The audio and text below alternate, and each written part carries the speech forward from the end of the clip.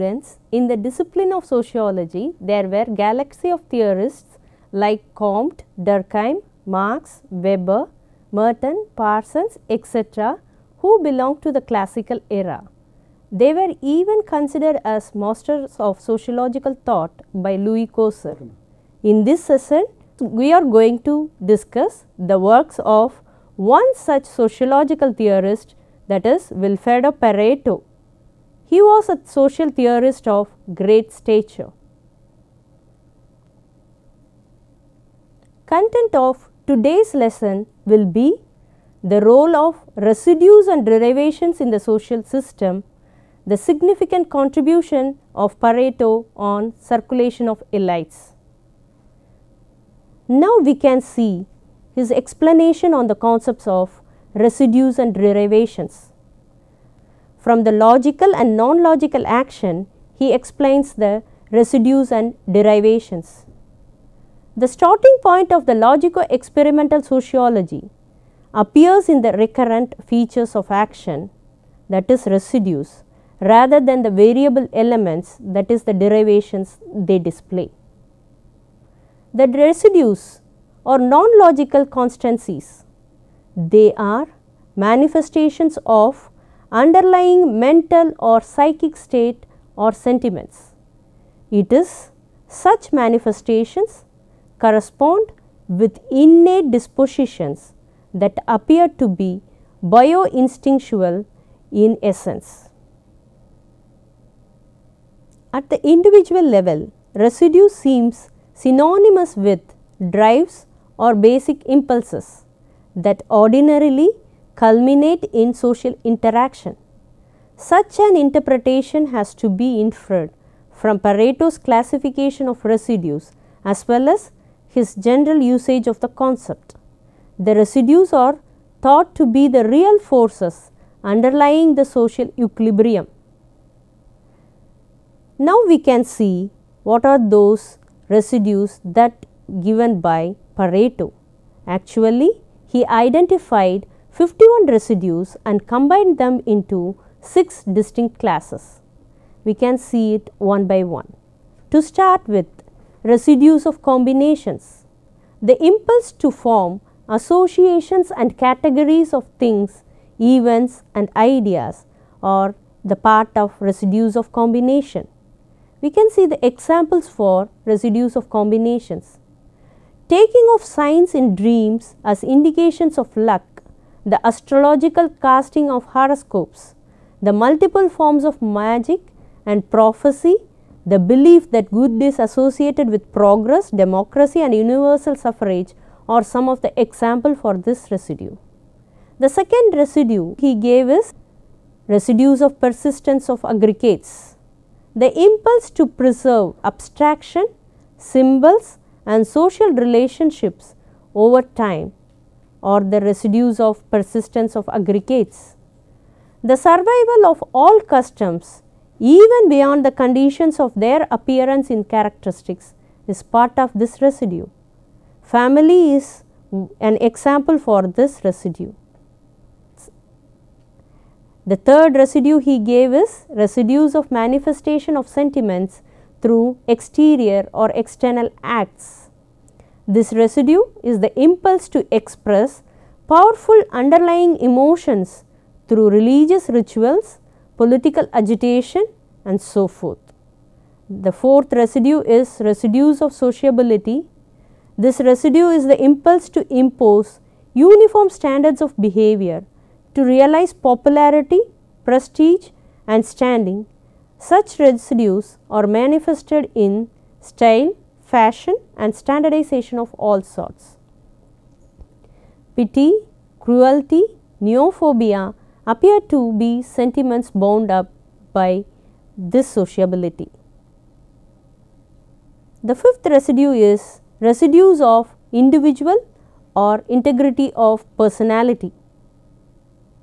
This residue is the impulse to preserve the personal or self against anything tending to upset it or detract it. The last residue is sexuality. It is the impulse towards all sexually related action. Now we can see what does this derivation mean according to Pareto? Derivations constitute the next consonant and internal element of social systems. Derivations are a form of non-logical action, and just as residues are manifestations of sentiments, so too are derivations manifestations of residues. Derivations are in effect ideologies or pseudo-logical defenses that are subject to further classification. Derivations consist in the ways men dissimulate and explain their acts. Derivations are of various kinds, but for Pareto there were 4 chief kinds. We can see the 4 chief kinds that were given by Pareto. The first one is assertion. It is a simple affirmation or statements of real or imaginary facts. The examples for this assertion were: women were considered to be weaker than men is an assertion, black men are inferior to white is also an assertion, and as you all know, there is an assertion, it is the right to love your neighbor as yourself is also an assertion. The second kind is appeals to authority.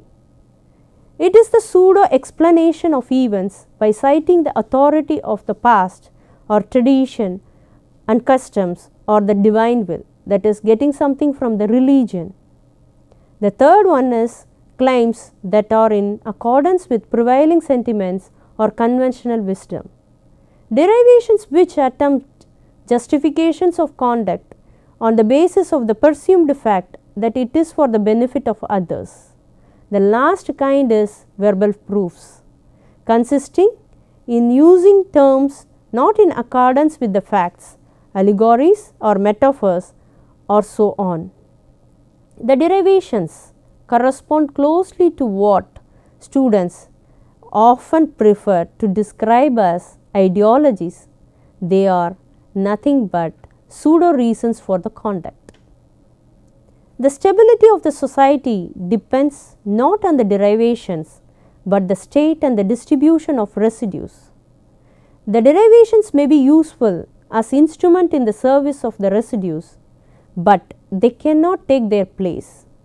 Of the residues, the first 2, I think you can remember what are the first 2 residues? The residues of combination and the residues of persistence of aggregates are of greatest importance for the society. The residues are not equally distributed among individuals and classes. There are individuals and groups with strong residues of combinations, others with strong residues of persistence of aggregates. Now we can see Pareto's theory on circulation of elites. Apart from his analysis of residues and derivations, Pareto is notable among sociologists for the theory known as the circulation of elites. Let us remember that Pareto considered society a system in equilibrium where process of change tend to set in motion force that work to restore and maintain social balance. So, social equilibrium is the crux of his study. By this, he sought to show that although stratification is a part of the natural order of things, the composition of its elite circles does not remain unchanged. According to Pareto, those on the top often resort to measures of repression that sustain them for long periods. However, sooner or later, the more fit members of the subject classes will demand their place. If they are not assimilated into the existing elite, then the historical stage is set for revolution. So, according to him, when they were not assimilated, they can go for revolution.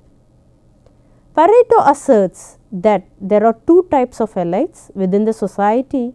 They were the governing elite and the non-governing elite. Pareto found specific residues at the base of circulation of elite. As we have discussed earlier, the top 2 residues are the residues of combination and the persistence of aggregates. 2 principal social types of persons and of social classes rest on these residues. The social types concentrating the residue of combinations were called as speculators by Pareto. Otherwise, they can be characterized as non-governing elites. To this type, the people who are basically combiners, entrepreneurs, schemers, inventors of all types belongs to. They are also reformers, sentimentalists and even radicals. Those concentrating the residue of persistence of aggregates are rentiers. Otherwise, they can be characterized as governing elites. This type represents the conservatives, persons with a sense of duty and a narrow determined will. Now you state who are the rentiers, to which group of elite they belong to. They belong to governing elites. The combination residues are the basis for grand schemes of political and financial empire building or the bringing together of state power and the interests of economic enterprise. The elite act in the style of Machiavelli's foxes, and although they were willing to innovate and assume risks, they preferred deception to force. According to Pareto, in the democratic and plutocratic governments, the speculators are usually dominant. Now you come back, speculators are the non-governing elites. They are from the residues of combination. They are basically clever at combining. They are full of trickery and usually succeed in deceiving the masses. They are even corrupt. The second residue, persistence of aggregates residues, on the other hand, dominates a contending body of elite. For Pareto, these were Machiavelli's lines, with their strong and enduring attachment to family, class, country and other traditional social relationships. Here in this residue, we find the patriots and nationalists who fear neither the use of violence nor the raw exercise of power. Pareto's world saw the predominance of foxes. Soon he predicted the day of lion would dawn. But it is really astonishing, history fulfilled his prediction. According to Pareto, history is the graveyard of aristocracies, and if the rentiers are in the saddle, they are easily penetrated by the ingenious, subtle combiners. As you know, combiners are foxes of Machiavelli from the below. If the latter penetrated too deeply, the result is the wholesome weakening of the position of the rentiers. This is how Pareto explains historically the circulation of elites. Let us now see Pareto's basic argument in the rise and fall of the elites. The first thing is cyclic changes. There will be ups and downs occur in the sentiments, that is values, beliefs and the worldwide of economic and political elites as well as non-elites. At any time, political processes are dominated by elites, whose members are either lions or foxes. Lions, as characterized by Machiavelli, are strong, willed, direct and conservative. They favor adherence to tradition and show little reluctance to use force. On the other hand, foxes are cunning and devious. Their bravado can be toothless, posturing and false imagery. They view government as the art of deceit, misinformation and secret deals, all cloaked behind a veil of propaganda. In any situation composed predominantly of a ruling group resting on residues of combination, the situation rapidly arrives in which the man of force is the only answer to the need of the social stability. There the lions oust the foxes. Once in power, however, it is easy for the elite resting on the residues of persistence to maintain power by combinations of force and trickery. In such fashion, the foxes penetrates the conservative circles and weaken the unity of conservative elites who are actually lions. Difference in the distribution of residues shows an upper and lower class in every society. There is also circulation of individuals from upper and lower classes and vice versa. The intensity of circulation varies from society to society, and it also depends over a period of time. However, it is inevitable according to Pareto that any aristocracy is destined someday to disappear. Pareto stated that all the devices of an aristocracy to maintain its position, including the elevation of dangerous leaders from the lower to the upper classes, the use of bribery, corruption, imprisonment and extermination, will not prevail in the long run. In the end, of course, the ruling class falls from power. Thus, Pareto writes that history is a graveyard of aristocracies. By circulation of elites, he wrote, from his own words, the governing elite is in a state of continuous slow transformation. It flows like a river, and what it is today is different from what it was yesterday. Every so often, there are sudden and violent disturbances. The river floods and breaks its banks. Then, afterwards, the new governing elite resumes again the slow process of self-transformation. The river returns to its bed and once more freely on. Apart from his contribution to sociology, he made several important contributions to economics, particularly in the study of income distribution and in the analysis of individuals' choice. His legacy as an economist was profound. Partly because of him, the field evolved from the branch of social philosophy as practiced by Adam Smith. As you all know, Adam Smith is the father of economics. Adam Smith into a data-intensive field of scientific research and mathematical equations. His books look more like modern economics than most other texts of that day.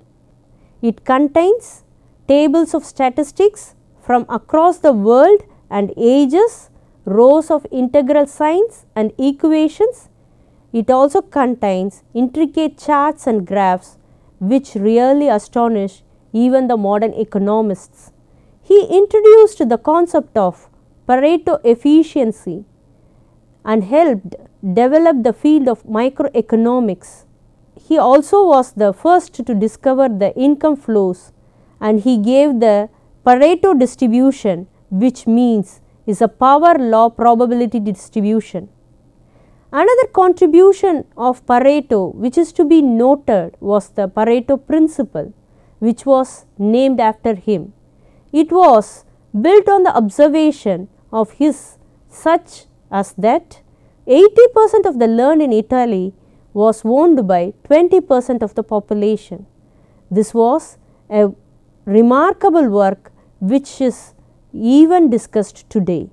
He also made notable contribution to the field of mathematics, and he is even considered as a mathematician with stature.